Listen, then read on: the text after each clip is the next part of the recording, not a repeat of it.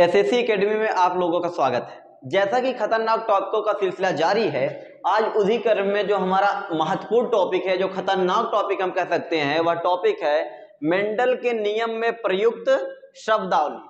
अर्थात मेंडल जी ने आनुवांशिक नियम को देते समय, अपने प्रयोग करते समय जिन जिन शब्दावली का प्रयोग किया, उसे हम क्या कहते हैं? मेंडल की शब्दावली कहते हैं।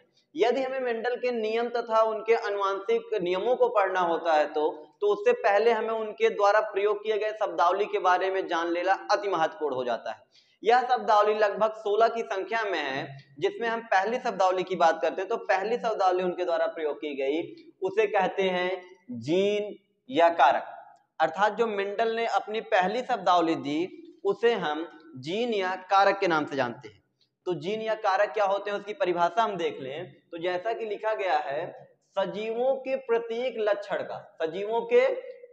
लक्षण का नियंत्रण कुछ कारकों या कुछ निर्धारित कारकों द्वारा होता है।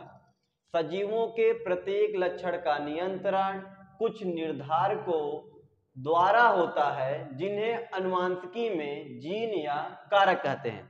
अर्थात वे सभी लक्षण जिन्हें किन्हीं न किन्हीं द्वारा माता पिता में पहुंचाया जाता है, उन्हें हम क्या कहते हैं? जीन या कारक कहते हैं।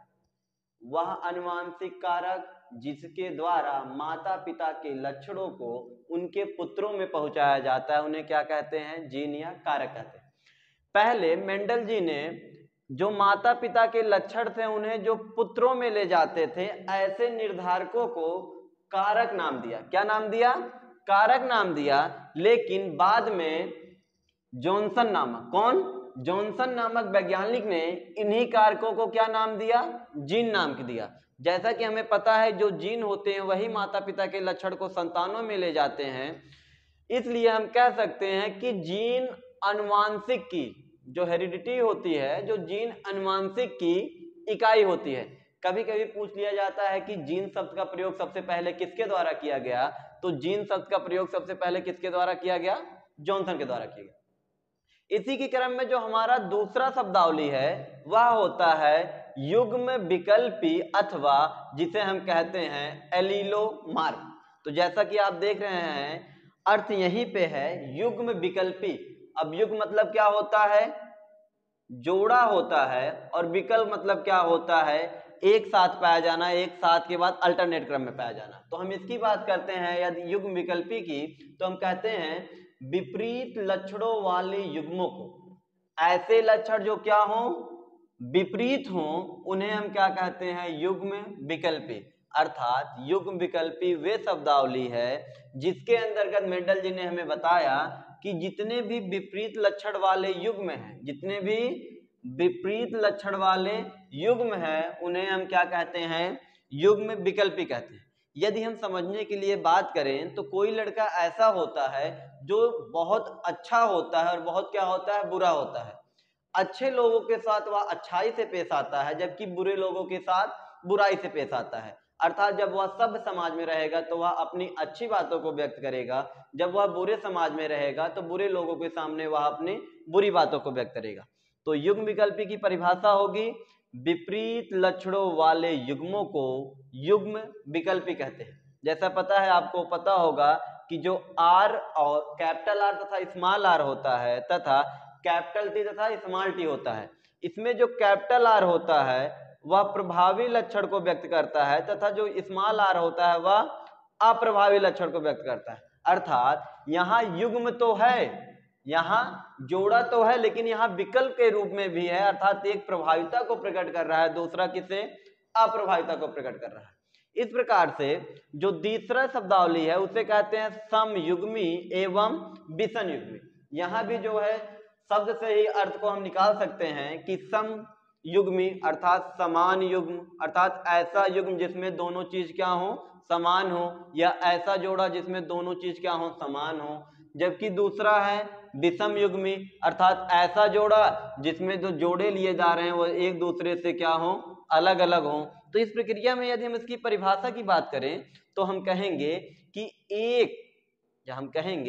जब एक विपरीत लक्षण को, जब एक विपरीत लक्षण को नियंत्रित करने वाले दोनों जीन, बात आई ना, युग्म की बात आई।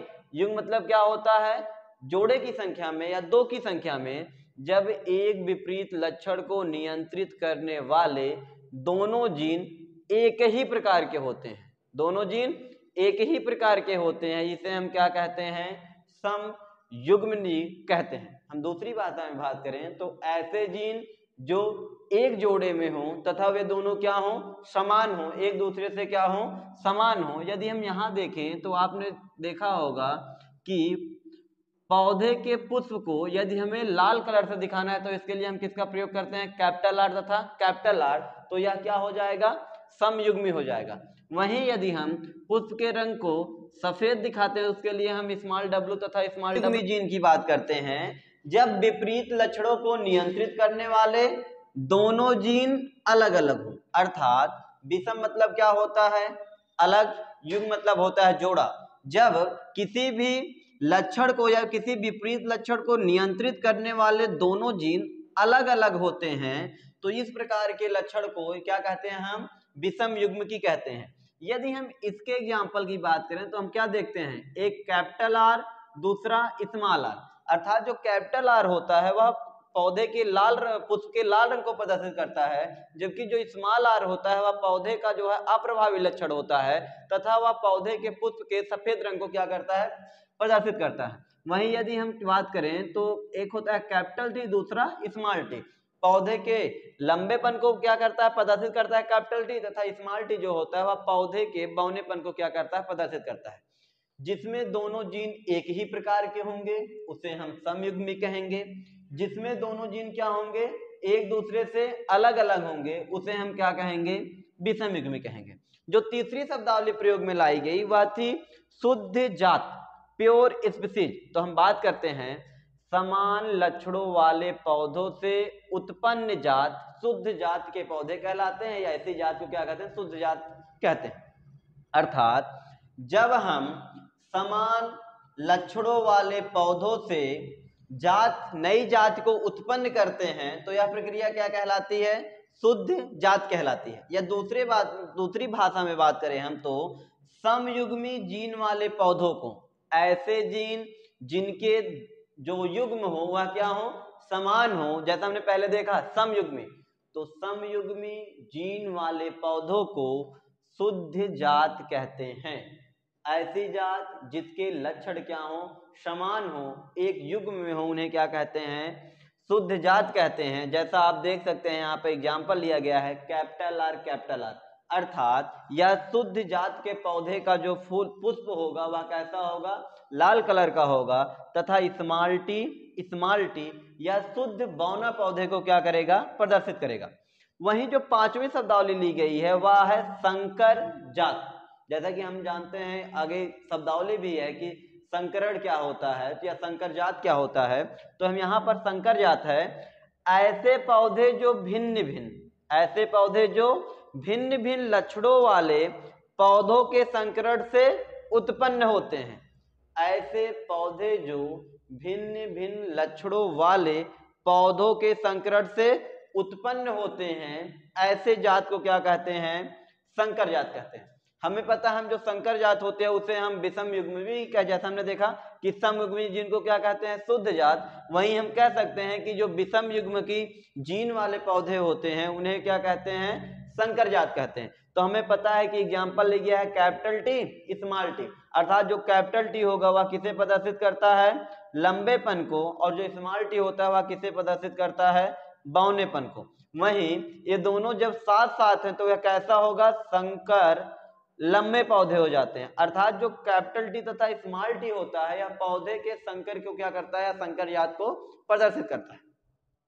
6वें नंबर का जो हमारा शब्दावली है वह है प्रभावी तथा अप्रभावी लक्षण कह सकते हैं, या सिंपल भाषा में हम पढ़ते हैं कि मेंडल का प्रथम नियम ही है, मेंडल का दूसरा नियम ही है कि प्रभाविता तथा अप्रभाविता का नियम। तो हमें पता है कि जो लक्षण प्रथम पीढ़ी में प्रकट हो जाते हैं उन्हें प्रभावी लक्षण कहते हैं, तथा जो लक्षण प्रथम पीढ़ी में प्रकट नहीं होते उन्हें क्या कहते हैं, अप्रभावी लक्षण कहते हैं। जैसा कि बुक में दिया गया है कि युग्म विकल्पी कारकों में युग्म विकल्पी कारकों में वे लक्षण जो समयुग्मी एवं विषम युग्मकी दोनों अवस्थाओं में प्रकट या प्रदर्शित होते हैं उन्हें क्या कहते हैं? प्रभावी लक्षण।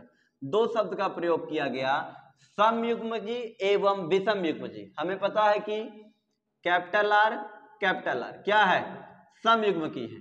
वहीं यदि हम बात करें कैपिटल आर तथा स्मॉल आर क्या है?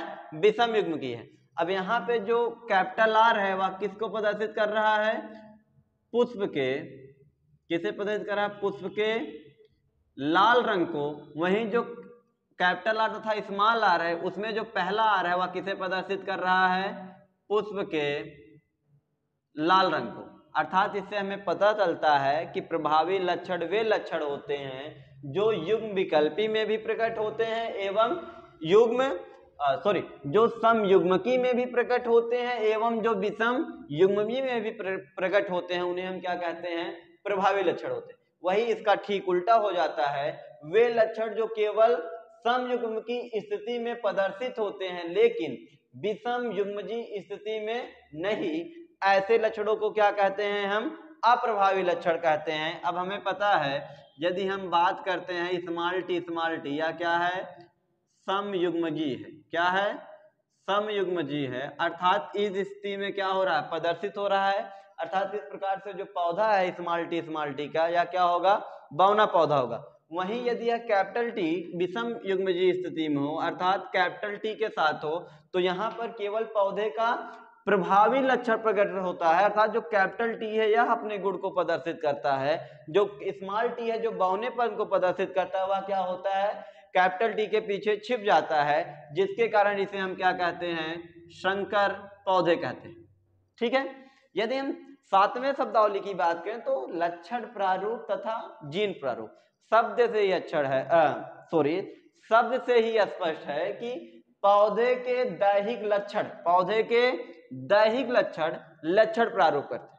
अर्थात ऐसे लक्षण जिन्हें हम देख सकते हैं, छू सकते हैं, सूंघ सकते हैं, ये सब क्या कहलाते हैं? लक्षण प्रारूप कहलाते हैं। जैसा कि एग्जाम्पल में लिखा गया है कि आकार, आकृति, रंग। आकार को हम टच कर सकते हैं, इसके बाद जो दूसरी आकृति है आकार, आकृति, और तीसरा रंग हम देख के बता सकते हैं कि पुष्प लगा हुआ है वह किस कलर का है। अर्थात जिसे हम जो है दैहिक लक्षण को महसूस कर सकते हैं इसे हम क्या कहते हैं? लक्षण प्रारूप कहते हैं।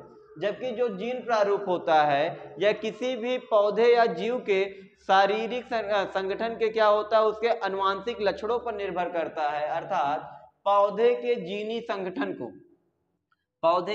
संगठन या पौधे के आनुवंशिक संगठन को व्यक्त करने वाला क्या कहलाता है? जीन प्रारूप कहलाता है। वह हमें दिखाई नहीं देता। अर्थात जिसे हम देख सकते हैं उसे लक्षण प्रारूप कहते हैं, जिसे हम देख नहीं सकते उसे हम क्या कहते हैं? जीन प्रारूप कहते हैं। तथा जो जीन प्रारूप होता है वह जीन संगठन को क्या करता है? व्यक्त करता है। इसी के क्रम में जो हमारा 8वें नंबर की शब्दावली प्रयोग की गई जो महत्वपूर्ण है कि संकर तथा संकरण क्या होता है। तो सबसे पहले हम संकरण देखें। जब हम तुलनात्मक नर व मादा के बीच निषेचन की प्रक्रिया कराते हैं तो यह प्रक्रिया क्या कहलाती है? संकरण। तो हम कह सकते हैं कि संकरण किसके बराबर होता है? निषेचन के। अर्थात किसी भी नर तथा मादा के बीच निषेचन कराने की प्रक्रिया क्या कहलाती है? संकरण कहलाती है। निषेचन कराने की प्रक्रिया क्या कहलाती है? संकरण कहलाती है। जबकि संकरण के बाद उत्पन्न हुए पौधे जो होते हैं या उत्पन्न हुई संतान जिसे हम कहते हैं, संकरण से उत्पन्न हुई संतान को क्या कहते हैं? संकर कहते हैं या क्या कहते हैं? हाइब्रिड कहते हैं। जैसा कि आप देख पा रहे होंगे एक समयुग्मकी लक्षण, दूसरा समयुग्मी लक्षण, दोनों के बीच जब क्रॉस कराया जाता है जो F1 जनरेशन प्राप्त होती है या जो प्रथम पीढ़ी जनरेशन प्राप्त होती है उसमें क्या होते हैं? सभी जो पौधे या सभी जो संतानें प्राप्त होती हैं वह क्या होती हैं? संकर होती हैं या हाइब्रिड होती हैं। मंडल के 8वें शब्दावली के बाद यदि 9वें शब्दावली की बात करते हैं तो 9वीं शब्दावली प्रयोग में लाई गई बात थी एक संकर संकरण। जैसा कि नाम से स्पष्ट है एक, अर्थात जब एक समय में हम केवल एक तुलनात्मक, जब एक समय में हम केवल एक तुलनात्मक अनुवांशिक लक्षणों का अध्ययन करते हैं उसे हम क्या कहते हैं, एक संकर संकरण कहते हैं। अर्थात ऐसा संकरण जिसमें हम एक समय पर केवल एक लक्षण पर क्या करते हैं, चर्चा करते हैं, एक लक्षण का अध्ययन करते हैं, ऐसे संकरण को क्या कहते हैं, एक संकर संकरण कहते हैं। अर्थात हम बात करें यदि हम प्रभावी लक्षण कैपिटल आर तथा अप्रभावी लक्षण स्मॉल आर के बीच क्या कराते हैं, संकरण कराते हैं, तो इस प्रकार की प्रक्रिया को हम क्या कहते हैं, एक संकर संकरण। क्योंकि यह भी एक संकर एक गुण हो गया और यह भी क्या हो गया, एक गुण हो गया, यह दोनों क्या है, समयुग्म की है। यदि हम 10वें शब्दावली की बात करें तो 10वीं शब्दावली है द्विसंकर संकरण। ठीक इसका उल्टा, इसमें हमने एक लक्षण को ध्यान में रखा, इसमें हम क्या करेंगे, दो लक्षणों को ध्यान में रखेंगे। तो हम कह सकते हैं जब दो तुलनात्मक अनुवांशिक लक्षणों को ध्यान में रखकर संकरण कराया जाता है तो इसे क्या कहते हैं, द्विसंकर संकरण कहते हैं। यदि हम दूसरी भाषा में बात करें तो हम कहेंगे कि द्विसंकर संकरण ऐसा संकरण होता है जिसमें हम दो विपरीत लक्षणों वाले जीन के बीच आपस में संकरण कराते हैं, तो इस प्रकार के संकरण को क्या कहते हैं, द्विसंकर संकरण कहते हैं। जैसा कि दिया गया है, गोल एवं पीले बीज वाले पौधे के बीच संकरण हरे एवं झुर्रीदार पौधे के बीच। अर्थात एक गुण हो जाएगा जो किसे प्रदर्शित करेगा, सीड के गोलेपन को प्रदर्शित करेगा, और दूसरा जो जी होगा या क्या होगा, सीड के कलर अर्थात उसके कलर को प्रदर्शित करेगा जो कैसा होगा, पीला। वहीं जो दूसरा लक्षण होगा स्मॉल आर प्रदर्शित करेगा जो है सीड के जो हरा रंग होगा वह पौधे के जो स्मॉल आर होगा, यहाँ पे कैपिटल आर किया गोल को प्रदर्शित, यहाँ पर स्मॉल आर किसे प्रदर्शित करेगा, झुर्रीदार को। वहीं जो स्मॉल जी है वह किसे प्रदर्शित करेगा, हरे को। इस प्रकार से जब हम विपरीत लक्षणों वाले दो विपरीत लक्षणों वाले जीनों के बीच संकरण कराते हैं तो इसे हम क्या कहते हैं, द्विसंकर संकरण कहते हैं। जो 11 नंबर का जो शब्दावली प्रयोग में आई गई, संकर पूर्वज संकरण, ये दोनों शब्दावली अति महत्वपूर्ण है। संकर पूर्वज संकरण तथा परीक्षण संकरण। जो पहला होता है संकर पूर्वज संकरण, उसकी परिभाषा है F1 पीढ़ी में प्राप्त संतानों तथा उनके किसी भी एक जनक के बीच होने वाले संकरण को संकर पूर्वज संकरण कहते हैं। अर्थात ऐसा संकरण जिसमें हम प्रथम पीढ़ी में प्राप्त संतानों का संकरण किसी भी जनक के साथ कराते हैं तो इस प्रकार के संकरण को क्या कहते हैं, संकर पूर्वज संकरण। प्रथम पीढ़ी में प्राप्त संतान संकर संतान कहलाती है। दो प्रकार के जनक होते हैं, एक मादा जनक होती है तथा एक क्या होता है, नर जनक होता है। अब दोनों का संकरण हम चाहे जिसके साथ कराएं, अर्थात प्रथम पीढ़ी में जो पौधे प्राप्त हुए हैं, जो संतानें प्राप्त हुई हैं, उनका संकरण चाहे हम प्रभावी लक्षण वाले जनक के साथ कराएं या अप्रभावी लक्षण वाले जनक के साथ कराएं, तो इस प्रकार के संकरण को क्या कहते हैं, संकर पूर्वज संकरण कहते हैं। जो तीसरा होता है परीक्षण संकरण, इसमें थोड़ा सा अंतर हो जाता है कि जब हम प्रथम पीढ़ी में प्राप्त संतानों का संकरण अप्रभावी लक्षण वाले या समयुग्मी अप्रभावी लक्षण वाले जनक के बीच संकरण कराते हैं तो इस प्रकार के संकरण को क्या कहते हैं, हम परीक्षण संकरण कहते हैं। जैसा कि हमें प्राप्त है कि जब हम यहां पे देख लेते हैं कि जब हम संकरण कराते हैं पहले या प्रभावी लक्षण वाला पूर्वज या अप्रभावी लक्षण वाला, तो हमें संतान प्रथम पीढ़ी में क्या प्राप्त होती है, संकर संतान प्राप्त होती है F1 जनरेशन में। यदि हम प्रथम पीढ़ी में प्राप्त संकर जनक या संकर संतान का संकरण किससे कराएं, अप्रभावी वाले जनक के बीच कराते हैं तो इस प्रकार के संकरण को क्या कहते हैं, परीक्षण संकरण कहते हैं। वही हमने देखा जो संकर पूर्वज था उसका प्रथम पीढ़ी में प्राप्त संतानों का संकरण या हम अप्रभावी जनक के साथ कराएं या प्रभावी जनक के साथ कराएं तो इस प्रकार के संकरण को क्या कहते हैं, संकर पूर्वज संकरण कहते हैं। जो हमारा 13वें शब्द की शब्दावली प्रयोग की गई मेंडल जी के द्वारा, वह थी F1 पीढ़ी। F1 पीढ़ी क्या होती है तथा F2 पीढ़ी क्या होती है। जैसा पता है, पैतृक के बीच संकरण कराने के बाद प्रथम संतान जिस पीढ़ी में प्राप्त होती है उसे क्या कहते हैं, F1 पीढ़ी कहते हैं। पैतृक पीढ़ी में संकरण कराने के बाद प्राप्त पीढ़ी को F1 पीढ़ी कहते हैं। जो F1 पीढ़ी होती है वह संतानों की पीढ़ी होती है।